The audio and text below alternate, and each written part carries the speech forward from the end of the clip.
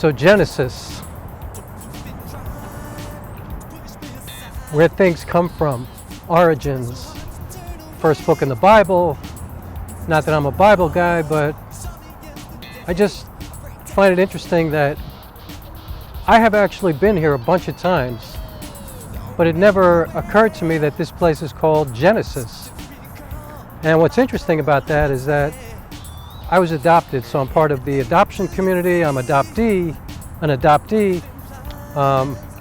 Somebody out of foster care, and a lot of my life, especially for the last 15 years, my creative life has certainly been about my genesis, you know, my identity, like where I came from, who I came from, what I came from.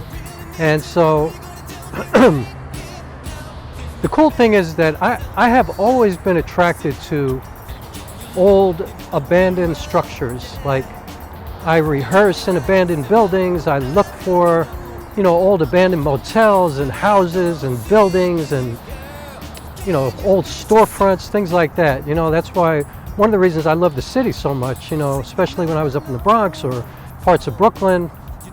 Not so much in Manhattan anymore, but, you know, when you start to get to the outer boroughs, there are still a lot of places that have been left, you know, just walked away from and never reclaimed. And in a lot of cases, these places are sitting there for years because some landlord bought the property and has enough money to pay the taxes on it and just let it sit there until they can charge some unbelievably ridiculous rent. And so they just sit there doing nothing. And when I walk by these buildings and when I see them, I think about the history, I think about the people that came through them, the businesses, the people who lived there, the people who worked there, the people who built those buildings, all the people that came through. You know, there's so much history, there's so many stories there, and it's just, it always draws me in, you know, and I guess part of it is because of where I came from, you know, what I've been looking for my whole adult life. And I just made a movie about it called The Center of Distance, and it was a story about how my biological mother's family was revealed to me pretty recently through, I did an ancestry DNA test, and I connected with, I guess, my second cousin, the first cousin to my biological mother. And it just opened up a huge can of worms for me. Like, I learned so much because I learned a lot from this gentleman that I met, who I guess is my cousin, who is my cousin. I don't guess, he is my cousin. And I heard a story about my biological mother that actually had nothing to do with the stories that I heard of people who knew her later in her life. What type of person she was, how she was, her sensibility, you know, her history. I learned so much, and it brought more questions, which is crazy. The other thing is I recently got my original birth certificate, finally. You know, after trying to get hold of that for 20 years, and I finally got it.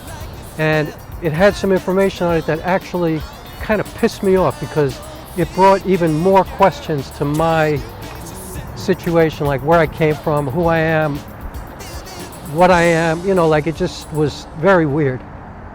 And in a way, to be honest with you, I was kind of sorry that I saw it, because now I can't unsee it and I have these questions again. So anyway, Genesis, you know, this place has been abandoned. There's trees growing through it and broken glass and broken lamps and broken doorways, but to me there's so many stories in there, there's so much history, and I think that's amazing.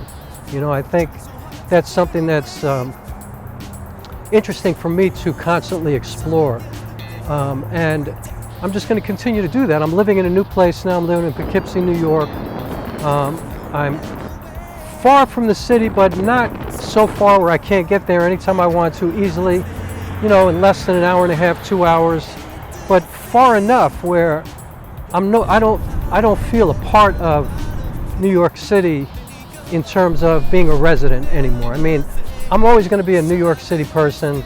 I love New York. I'm a New York snob. I think it's the greatest city in the world, even with all this craziness and madness and chaos, even with all the ridiculousness that's going on now, and that's the second time I use that word, and I don't even know if that's really a word. But I'll always be about New York City.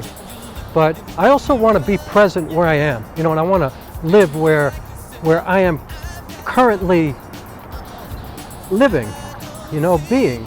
And I'm so grateful to be here. It's such a beautiful place. I'm learning more and more about the area. If you've been watching my videos, you've probably seen that I've been, you know, exploring and running around and finding new places. And I'm really, really grateful to be here. And I didn't get here till October.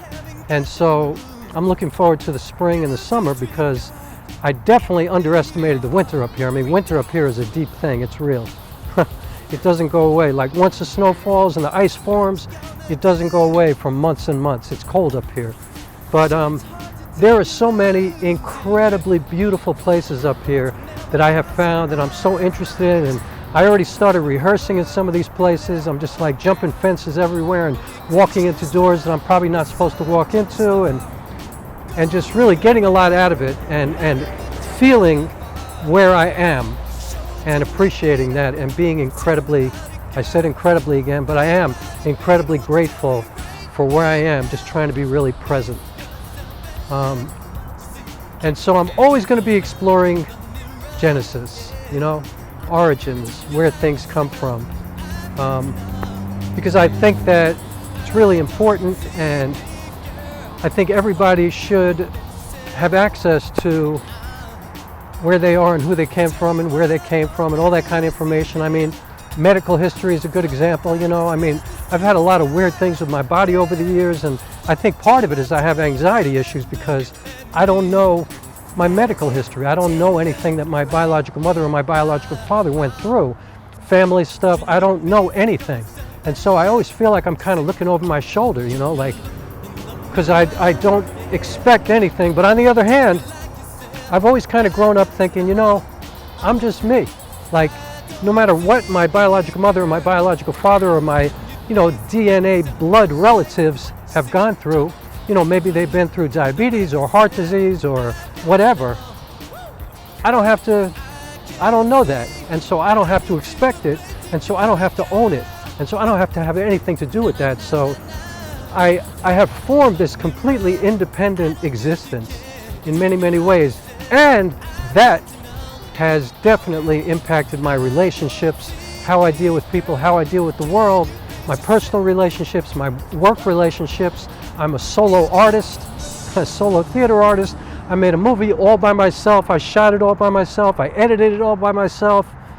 I did have some magnificently gifted collaborators with regards to the music, and that was amazing. And I am always searching for great collaborators in my work. You know, I mean, I'm always trying to do the best possible work that I could do. I'm trying to get everything out of myself, every ounce of my soul, everything.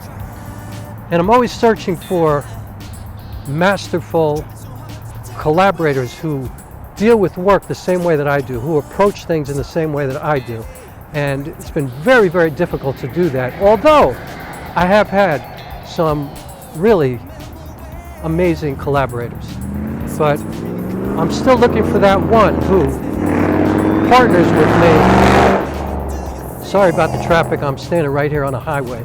I'm still looking for that one who is going to really partner with me and try to go to the heights that I'm always trying to get to, you know, trying to get to that Coltrane, Hendrix, Beethoven, that highest level. You know, everything that I do, I'm trying to do the greatest that has ever been done. That's my intention every single time. And I don't know if that has anything to do with my genesis, my origin, you know, the questions behind that. You know, I'm always searching. I'm constantly searching and looking and you know, exploring. I feel like Galileo sometimes. You know, the journey never ends for me. It like never ends. And you know, I think maybe that's the same for a lot of people who are not adopted, but I think for adoptees especially, that's a real thing. You know, we're searching, we're looking, we're trying to find things that resonate with us, that we can connect to, that remind us of ourselves. Because we don't have that. You know, we don't have anybody who looks like us.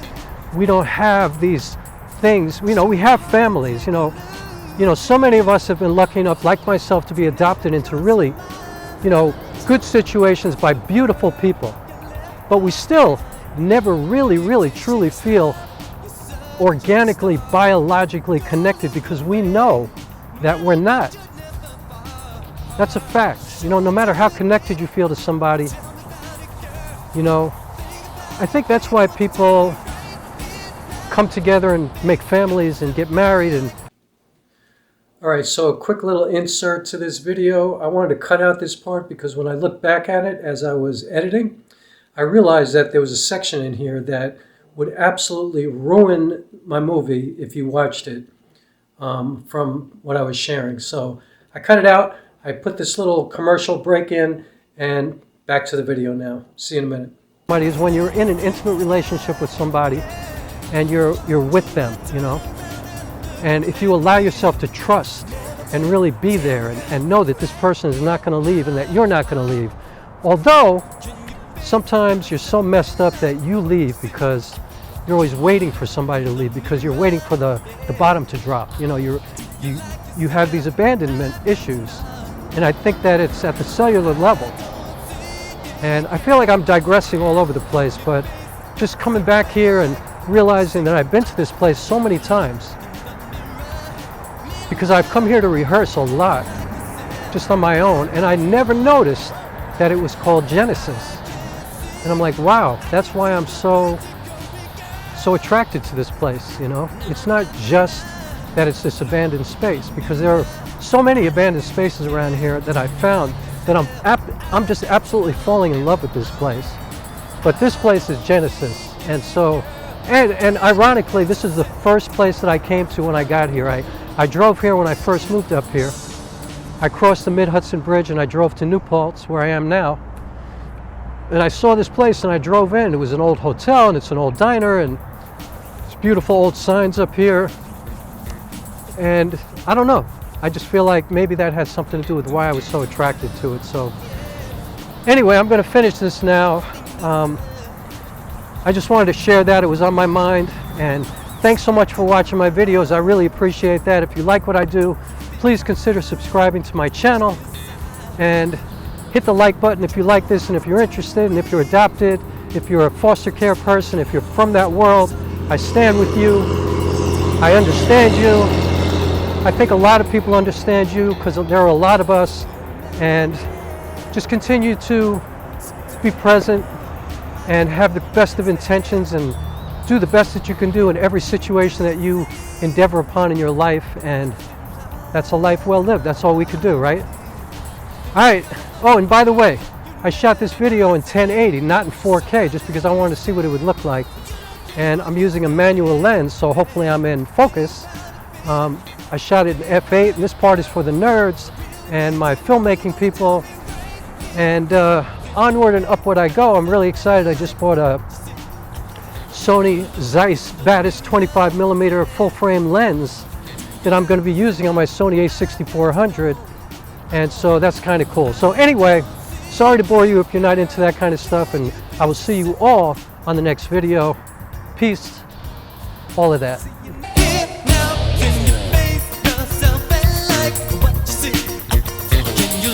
In the mirror, yeah. Do you like yourself? I've got to know. I don't see it, girl. Can you face yourself? I see you're not alone. Oh, you need the hand. You're so sad as you feel you haven't got the room. You disregard everything you are.